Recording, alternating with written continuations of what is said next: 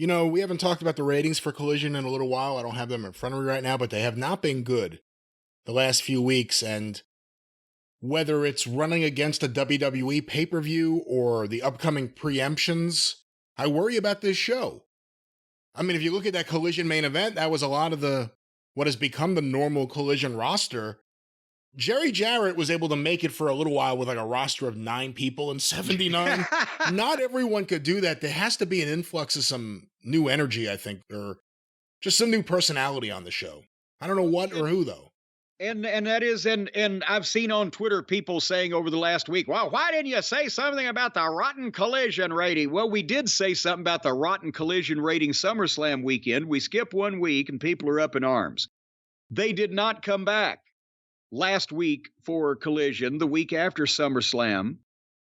And that can be usually attributed to football or whatever. In this case, there was apparently not a big football game, but that was the week there was nothing advertised in the way of CM Punk having a match or involvement, and that's the first time that's happened. And that, as we've seen, plays a part, I would think, in the number, because whatever quarter they put Punk in, people seem to find him, and there are some that's just going to watch for what he's doing. And conversely, as you said, when either a football happens or the monthly premium live event from the WWE that, takes up a lot of at least as we saw, a few 100,000 of the viewers, Saturday night program is going to be the one to bear the brunt of that. Wednesday, for the foreseeable future, is going to do the same thing, I think. Again, it's going to start about where it's been starting, and it's going to drop 20 to 25% over the course of the show. It will be interesting to see, which so far it has. Collision, no matter where they start or where they finish, it's kind of steady. They just need more of them, and they need a more... A lot of people were saying Saturday night was such a crummy night for television to begin with. They've proven they can get 600, 700,000 on Saturday night. They just need to do it regularly, and the preemptions and or the conflicts with other major programming are a bigger detriment to a wrestling show's viewership than just the night it's on. If the wrestling fan wants to watch it, if it's on the same time, same day, same station, he'll find that. But if it's bounced around or there's similar programming in opposition to it that's not a regular show but a big pay-per-view once-a-month event or whatever, that's a little bit more problematic. Well, like this coming week, WWE Payback is Saturday night. AEW All Out is Sunday night. So you would think Collision would be a big show leading into the pay-per-view event. I don't know, is it live in Chicago or is it taped? I got to double check here. But, right, there's the problem. WWE's running a pay-per-view right against it. Well, and again, also, the Collision was putting up a string of great programs to establish that's how you get over. When you're a great wrestler, a great tag team, not a gimmick, but as we used to say, a great working wrestler, great working team. Repetition, seeing you constantly, always having good matches, delivering, that's the way that type of talent gets over. Collision was being regularly featuring good matches, great main events, and a serious program, and that will develop a following, but only if it's consistent. And so inconsistency, in terms of this week being a throwaway show, who knows what's, going on in the future with some of these other programs that are up against pay-per-views.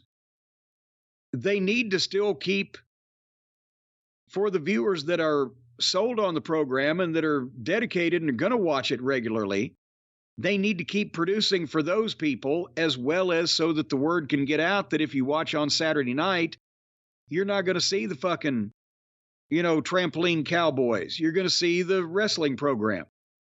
They can't back up on that by putting pockets on the fucking show just because they're all in the same locker room, or it destroys the The only appeal that Saturday Night has is that Punk is going to be on it, and it's the wrestling show. Otherwise, it's just another program from AEW, and Lord knows, we already got plenty. Yeah, I mean, I thought Collision was going to be AEW's attempt to cater to the fans that don't necessarily think Pro Wrestling Guerrilla is cute.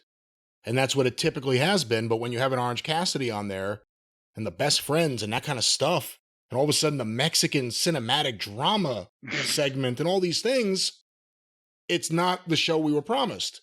It's not the show that, even if you want to say it wasn't a promise, it's not the show that it's been when people have been raving about it. And we heard from a lot of people that said we saw what was happening and we turned it off.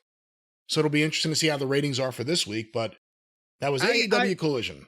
I hate to bring this up because again, you were a very young man. You've heard about it. I mean, you may have heard about it at the time, but the full impact of it may not have registered on you as a 8-year-old child or whatever the fuck. But when Turner Broadcasting had bought Crockett Promotions, become WCW, Jim Herd was in charge, and they had a bunch of people in the TBS corporate offices that thought, well, they could come up with ideas to sell that wrestling show they got now.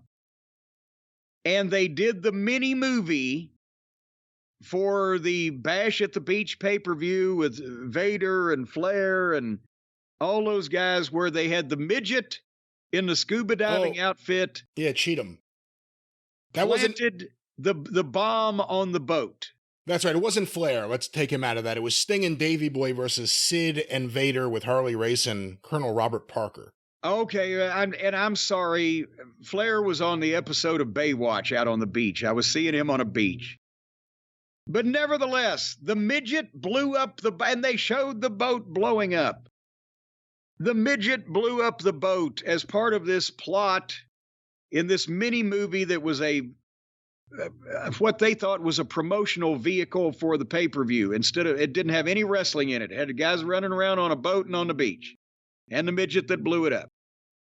And the fucking wrestling fans, universally everybody that watched WCW said, what the fuck are they doing? That was one of the big happenings that started turning, well, not started, they were already started, but really turned a lot of the old NWA and WCW fans against this fucking whatever the fuck they're doing to our wrestling program. The fans were offended by what the suits were doing to their wrestling. If that happened 30 years later, do you think that now, with the way that the wrestling fans have basically given up hope and they've made new fans that think it's all supposed to be silly? I guess what I'm saying is, would the midget that blew up the boat have been the next indie wrestling darling getting booked by everybody in the fucking country? Maybe. Depends on his price. I think a lot of fans would pay to take some money on the boat or next to the boat or the remains of the boat. That's what it would be today. But I don't know. But again, that was with main eventers. I don't know if anyone's going to want to take a picture of Preston Vance and the other kidnappers or dead kidnappers, whatever was going on there. But once again, that was AEW Collision. Well, what's going on when you collide with the wrestling news and the Arcadian Vanguard Podcast Network this fine summer week? Another action-packed week in professional wrestling, so of course another action-packed week on the Arcadian Vanguard Podcast Network. Get information about all the shows on Twitter at Superpodcast or on Facebook at facebook.com/Arcadian Vanguard. A few notes. Of course, the wrestling news. Your daily free wrestling morning newscast has just celebrated its first anniversary as a podcast delivering free wrestling news to you each and every day. Subscribe today, wherever you find your favorite podcast, Arcadian Vanguard's The Wrestling News, or get it directly from thewrestlingnews.com. Wrestling news you can trust. It's dependable. 1 full year of proof of that. The Wrestling News. How old is it? 1 year old. The podcast.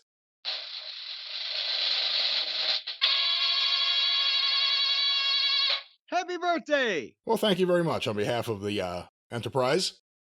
Also this week on the Arcadian Vanguard Podcast Network, a few special notes.